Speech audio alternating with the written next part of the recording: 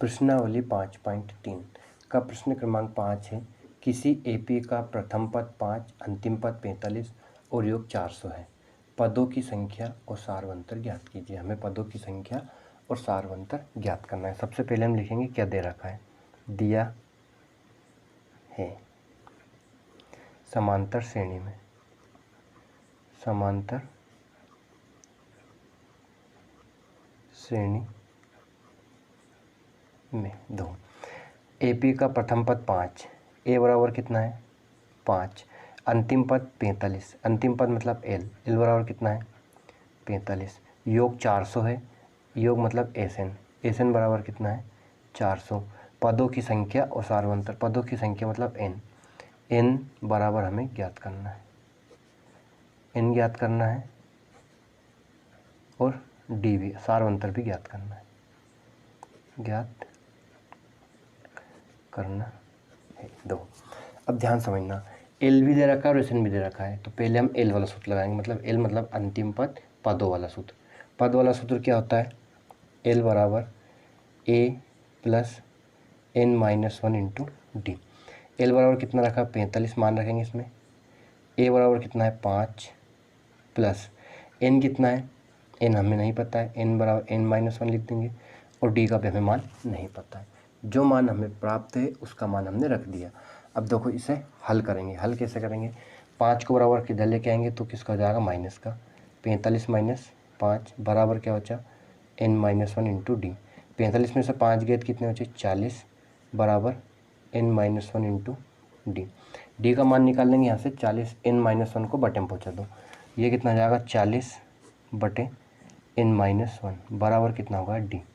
ये होंगे समीकरण है। इसे हम क्या दे देंगे समीकरण 1 नाम दे देंगे, क्योंकि इसकी हमें आगे चलकर ज़रूरत पड़ने वाली है। डी का मान हमने यहाँ से निकाल लिया एल से। अब दे रखा है एस एन, एस एन दे रखा है तो हम एस एन का सूत्र लगाएंगे। देखो एस एन बराबर क्या होता है योग का सूत्र, एन बटे 2 कोष्टक 2a plus N minus 1 into d. इसमें मान रखेंगे एस एन।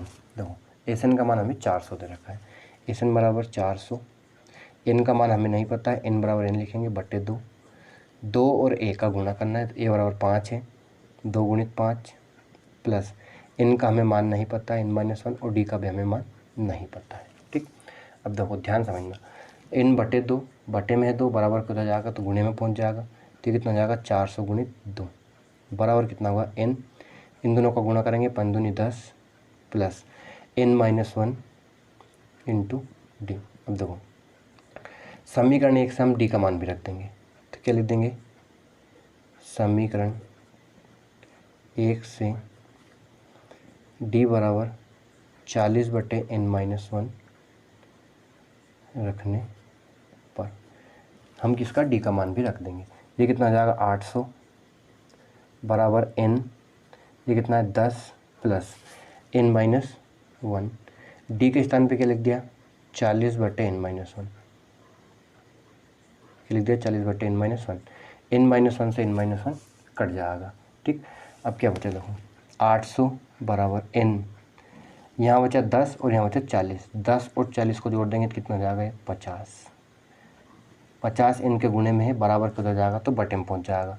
800 बटे क्या लिखेंगे 50 बराबर एन, 0 से 0 कट गई, 5 से अपन 80 को काटेंगे तो कितना आएगा 5 एकम 5 और 5 30, 16 5 80 होता है। एन बराबर कितना जाएगा 40, सॉरी 16, या एन बराबर कितना आ गया 16, एन का मान आ गया हमारे पास 16।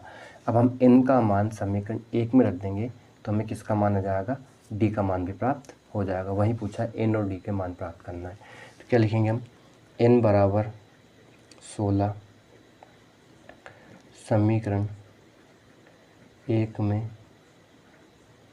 रखने पर। देखो समीकरण 1 है हमारा 40 बटा एन बराबर कितना रख लिया 16 माइनस 1 बराबर डी, घटा देंगे 40 बटे 16 में से 1 गए तो कितने बचे 15 बराबर डी, 5 से 1 कट जाएगा तो यह डी बराबर कितना जाएगा 8 बटे 3, 8 से 5 से काटा 5 40, 5 3 15, डी बराबर कितना आ गया 3 और एन बराबर कितना आ गया 16। तो उम्मीद है आपको प्रश्न क्रमांक 5 का पूरा अच्छे समझ में आ गया होगा। धन्यवाद।